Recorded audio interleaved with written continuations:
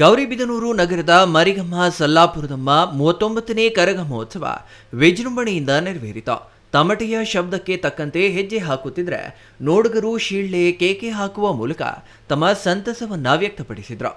20 ನಿಮಿಷಗಳ ಕಾಲ ದೇವಾಲಯದ ಆವರಣದಲ್ಲಿ ನಾನಾ ಭಂಗಿಗಳಲ್ಲಿ ಕರಗ ನರ್ತಿಸಿ ದೇವಾಲಯದ ಆವರಣದಿಂದ ಹೊರಟ ಕರಗದ ವೇಗಕ್ಕೆ ಜನರು ಕರಗದ ಹಿಂದೆ ಓಡುವಂತಾಯಿತು. ನಗರದ ನಾನಾ ಬಡಾವಣೆಗಳಲ್ಲಿ ಕರಗ ನರ್ತನ ಪ್ರದರ್ಶಿಸಿತು. ನಾನಾ ಮನೆಗಳಲ್ಲಿ ಮಹಿಳೆಯರು ಹೂವಿನ ಕರಗಕ್ಕೆ ಪೂಜೆ ಸಲ್ಲಿಸಿ ದವಸ ಧಾನ್ಯಗಳನ್ನ ನೀಡಿ ಭಕ್ತಿಯಿಂದ ನಮಿಸಿದ್ರು.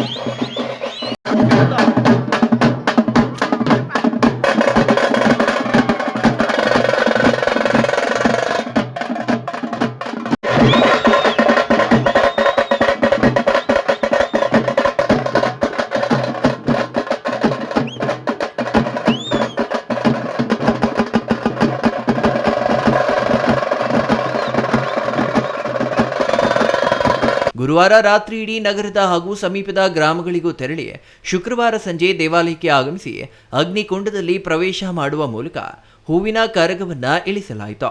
ಹರಕೆಯೊತ್ತ ಮಹಿಳೆಯರು ಹಾಗೂ ಪುರುಷರು ಅಗ್ನಿಕುಂಡ ಪ್ರವೇಶಿಸಿ ಹರಕೆ ತೀರಿಸಿಕೊಂಡ್ರು.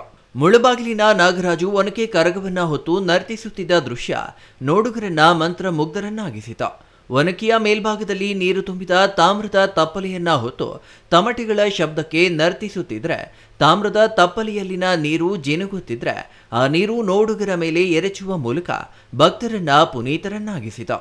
R Manjunath, CTV news, Gauribidanur.